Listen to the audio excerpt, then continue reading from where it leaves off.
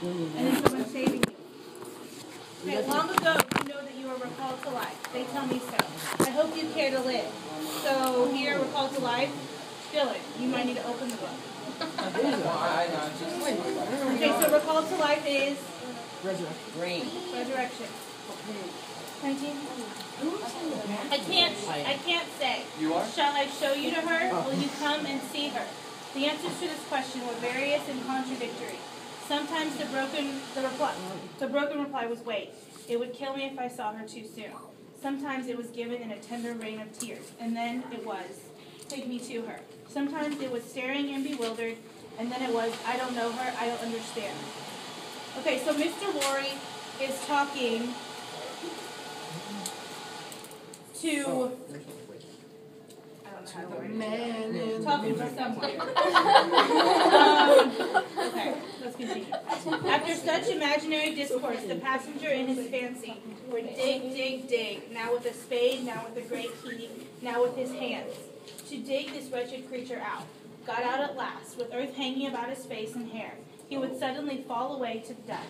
The passenger would then start to himself and lower the window to get the reality of mist and rain on his cheeks. So what's happening right here? Okay, they're digging out someone. They're digging someone He's out. talking about digging, but then at the end, what happens? It's starting to rain. But in his dream, or does he wake up? Still in his dream. No, he wakes up. It said the passenger would then start to himself, meaning like jolt himself, jump a little bit to wake himself up, and then he put his face out the window of the carriage to feel the rain, to feel reality. Rain is blue, right? Yes. Yet, even when his eyes were open on the mist and the rain, and on the moving patch of light from the lamps, the head at the roadside retreating by jerks, the night shadows outside the coach would fall into the train of the night shadows within. The real banking house by Temple Bar, the real business of the past day, the real strong rooms, the real express sent after him, and the real message returned would all be there. So we hear the word real 5 times. Why would we underline it? Because it's important. But why? Because it's repeated. But why? Repeated phrase. Because it's It's not that it's repetition. It's that if he was dreaming, he's stressing that these are the things that are real. So he's stressing to the reader that this is reality. He's no longer dreaming right now. Oh, that's funny. So I wouldn't have noticed that. I'm like, what's wrong with this? See, this is why you need to do books 2 and 3. But I'm not. Really, it's gonna go over the books in class? You'll read it, and the next day we'll come in and do discussion. Oh, okay. Okay. Almost done. Out of the midst of them, the ghostly face would rise, and he would accost it again. So he falls back to sleep. Buried how long? Almost 18 years. I hope you care to live. I can't say. We've heard this before, right? You said it just earlier on the page, so you would mark that as repetition. Oh. Is repetition one of our colors? No, you said to write it. No, but it's one of the things on there that you mark. Oh, I see now. Oh, so now he's awake and he's hearing it. He's asleep right now. He's asleep again. He fell back asleep and was dreaming. He got up, scratched, now he's back to sleep. Isn't that what we all do? No, I got repeated. So you like get up and then have the same dream. Okay. Dig, dig, dig, until an impatient movement from one of the 2 passengers would admonish him to pull up the window, draw his arm securely through the leathern strap, and speculate upon the 2 slumbering forms, until his mind lost its hold of them, and they again slid away into the bank and the grave. Okay, so this is just reiterating that he's in his dream. Buried how long? Almost 18 years. You had abandoned all hope of being dug out long ago. So that is more repetition. Is he still asleep? What happened? He's still dreaming right now. Oh my gosh. The words were still in his... And He woke up and he dozed back off. He's having the same This guy's dream got again. some like on and off sleep. So think about in your dream, you go back to what you were just dreaming. Oh, like have you I ever don't wanted wish I to did. I usually can wake up and then go back to the dream. No, you I know wake up and then I'm like, I dreamed something totally different. So I was like, man, I want to go back to I never finished Have you ever had your The alarm words go were off still and turn in it his off hearing and as it just you spoken, distinctly in his hearing as ever spoken words had been in his life. When the weary passenger started to the consciousness of daylight and found that the shadows of the night were gone, he lowered the window and looked out at the rising sun. There was a ridge of plowed land with a plow upon it, where it had been left last night, when the horses were unyoked beyond a quiet Where's the horses? coppice wood, in which many leaves of burning red and golden yellow still remained upon the trees. Though the earth was cold and wet, the sky was clear, and the sun rose bright, placid, and beautiful. 18 years, said the passenger, looking at the sun, gracious creator of the day, to be buried alive for 18 years. Okay, Did he wake so up? death is going to symbolize, of course, darkness and shadows. Life symbolizes by the light, the beauty, the sunshine. This is foreshadowing. Who can tell me why? What, the title of the chapter? Or? No, the end of our last chapter.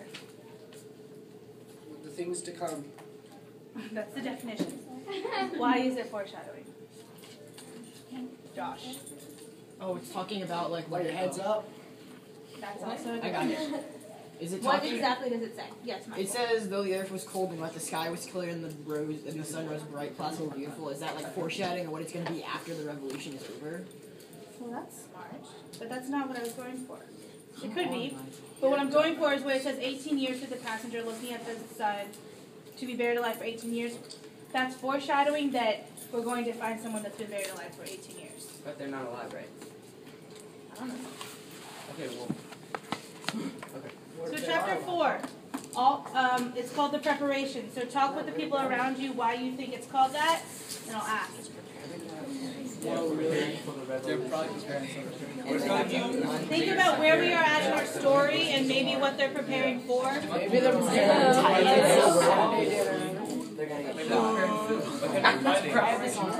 Colin, come here, save me. Yeah. Colin, take me away. Take me away, please. Colin, just like drag me. Doing the tale of two idiots. Y'all want me to read it, y'all? Yes. Chapter 4, the beginning. God. Big book. So disgusting. The Bible. Yeah, but Yeah, read the book. Okay, the Bible's even bigger. I'm trying to read it. Yeah, we read that every Sunday. everybody. Where am I starting? Read it in a British accent. British accent. Yeah. When the mouse. Oh, because the Where's Bible the is like the mail? same words That's over and over Jesus. again. Jesus. Whoa. What's the Dover? What's the Dover? Okay, so I've already said what the Dover What's is. a I win? know, I was asking Okay, the teacher a question. so what are they preparing for, Brett? You're supposed to talk about it. We think they're preparing for dinner. What do you think they're preparing for? The revolution. No. Dinner, told you. Guys, Revolution. the storm. Oh. Storm. This is the gayest fucking book I've ever read. Yeah, sorry. You don't know? She's like looking out for like the students running away. Dude, that's gross. What do you... That's not... What do we know is coming? Revolution. Evolution. Oh, he's waiting for Madam Lizelle. What do we know? Okay, yes. So what's it? Preparing to tell Mademoiselle what really happened. What did you He's say about preparing that? for the rain that will come. You said. I said he's waiting. Okay, he got a letter and he's meeting somebody. So this preparation is preparation for who he's going to meet. So all the preparation is for Mr. Lloyd's meeting with Mademoiselle. Yeah.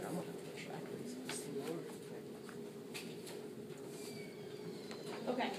Hi, Mr. Willis, how are you? When the mail got successfully to Dover, in the course of the forenoon, the head drawer, which he's like the concierge. What's a concierge? Like the person at the front of the It's the hotel, person that, like, they sit in the lobby and they... Are they the one that give you your punky and stuff like Yes. The bell's about to At the Royal George Hotel, opened the coach door as his custom was. He did it with some flourish of ceremony for a mail journey from London in winter was an achievement to congratulate an adventurous traveler upon. By that time, there was only one adventurous traveler left to be congratulated, for the other two had been sent down at their respective roadside destinations. The mildewy inside of the coach, with its damp and dirty straw, its disagreeable smell and its obscurity was rather like a larger dog kennel. Mr. Lorry, the passenger, shaking himself out of its chains of straw, a tangle of shaggy wrapper, flapping hat, and muddy legs, was rather like a larger sort of dog. So we know that animals' behavior mimics whose behavior? Humans. So now it's comparing them directly to dogs. Joe, do you want to read? Excuse me, where we going? Dad, Is this Just act like you know what you're doing. No, that's not good if you act like you know what you're doing. You need to actually You know. have to ask questions. Okay, go ahead. Alright. We just ended the second paragraph. Yeah, there will be a packet. Okay, real quick. Remember, London is where? Oh, here's dogs. In England. So this is London. Joe is Dover, so this is the Dover Road. In France is Dillon. It's called the city Calais. So that's where they go from Dover, they cross the English Channel and go to Calais, France. And that's how then they go to Paris. Hello, sir. Go ahead, Michael. There will be a packet to class tomorrow, Josh. Yes, sir. It will be the weather. If the weather holds and the wind sets tolerable fair, the tide will serve pretty nicely at about 2 in the afternoon, sir. Bed, sir. I shall not go to bed till night, but I want a bedroom and a barber. And then breakfast, sir. This is it's weird the way They keep saying sir and you don't know when they're Yes, sir. That way, sir. If you please show Concord. Gentlemen's valise and hot water to Concord. Pull off gentlemen's boots in Concord. You will find a fine sea coal fire, sir. Fetch barber to Concord. Stir about there. Now for Concord. It's a lot of golf. They're going to Concord. Concord is just the name of one of the hotel rooms. Oh. So you could have a penthouse and they're saying he has a Concord. The Concord bedchamber being always assigned to a passenger by the mail. Passengers by the mail always been heavily wrapped up from head to foot. The room had the odd interest for the establishment of the Royal George, and although but one kind of man seemed to go into it, all kinds and varieties of men came out of it.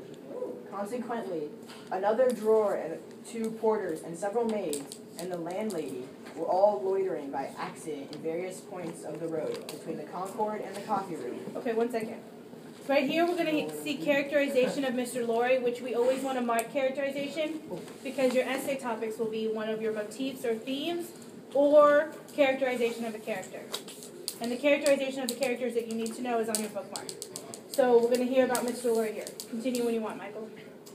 When a gentleman of 60, formally dressed in a brown suit of clothes, pretty well worn, but very well kept, with a large square cuffs and a large flaps to the pockets, passed along on his way to this breakfast.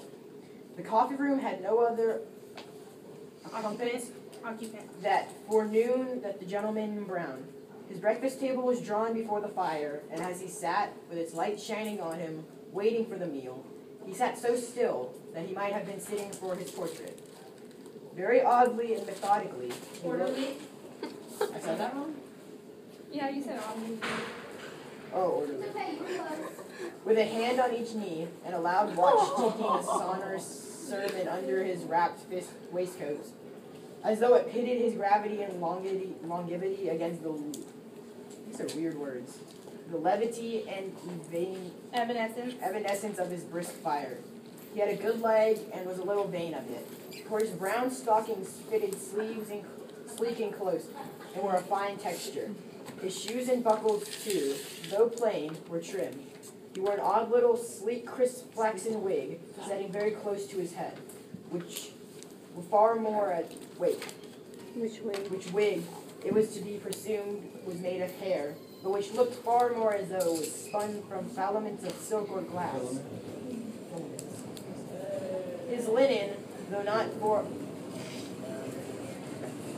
of a fineness of accordance with his stockings, was as light as the top of the waves that broke upon the neighboring beach, or the specks of a tail that glistened in the sunlight far at sea. A face habitually suppressed and quieted was still lighted up under the quaint wig by a pair of most bright eyes that it must have cost their owner. In years